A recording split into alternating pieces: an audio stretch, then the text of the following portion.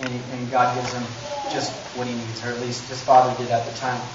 And it's real important here. It says, when he called his slaves, it says, "For this son of mine was dead and has come to life." That's the key.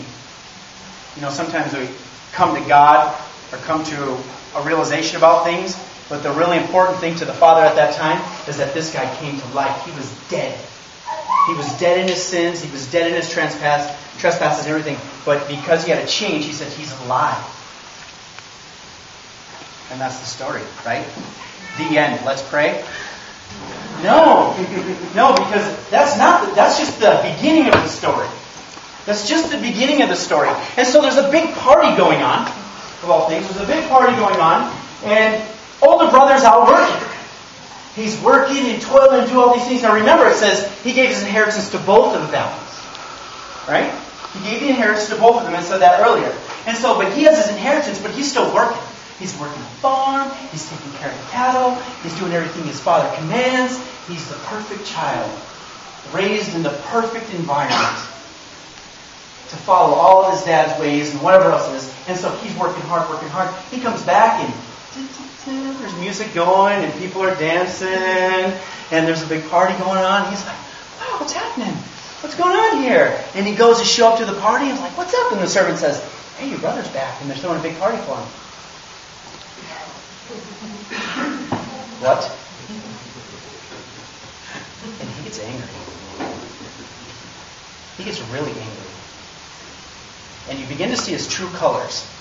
You really begin to see his true colors. Because he says, he wouldn't go in. Let's say that. It says he wouldn't go in, so Dad comes out and says, "Come on, let's go in. Your brother's alive. He's been found and he's alive and we're celebrating." And he's like, "I have been doing everything for you. I have done this and I have done that. I followed all your whims, all your commands, and you have not even had one celebration for me. Not even one." And it's interesting. I see a really interesting family dynamic here. And if I can get your attention for just a moment, this has to deal with family.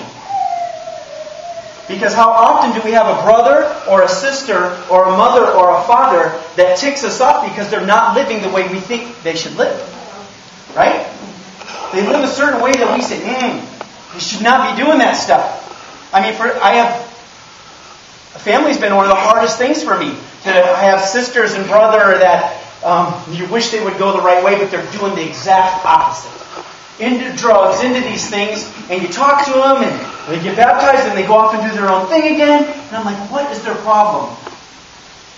And after a while, begin to shut off that relationship just a little bit. You see here, the brother, older brother, he really didn't care about his younger brother. Didn't care a lick about it. I mean, stop and think about it. There was a lady that I was with, an evangelist, and we were sitting and talking, and she'd been praying for 15 years that her husband would come into the church.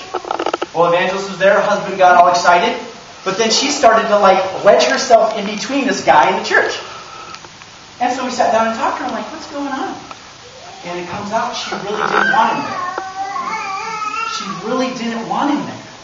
She'd been praying, telling the church, "Pray for my husband, pray for my husband." When it came down to it, push and shove, she really didn't want him there. Their relationship was terrible. And that's the last place she wanted him.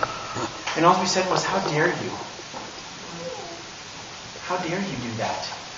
Here he has a chance." She wasn't excited about his opportunity that he had to have a celebration for him. So he's mad at the behavior of the brother, which you can imagine. And it's interesting, he even says he's off with, what kind of living is it again? It says licentious living. It's from the word porno, okay? And that's all I'm going to say. So the brother's assuming he's out doing lots of bad stuff. All right?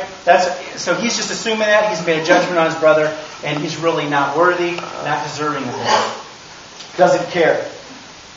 But at the behavior of the father.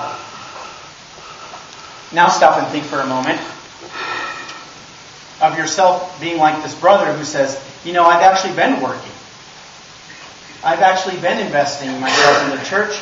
I've been trying to do things to other people, for other people, trying to be kind and do all these things, but I don't feel like there's any celebration going on in my life." I'm tired. I'm tired of this. I've been doing it for too long. It'd be easier to quit. But I just keep sticking with it. See, his brother, he's going through all the motions, but he's not actually having any kind of relationship with his father.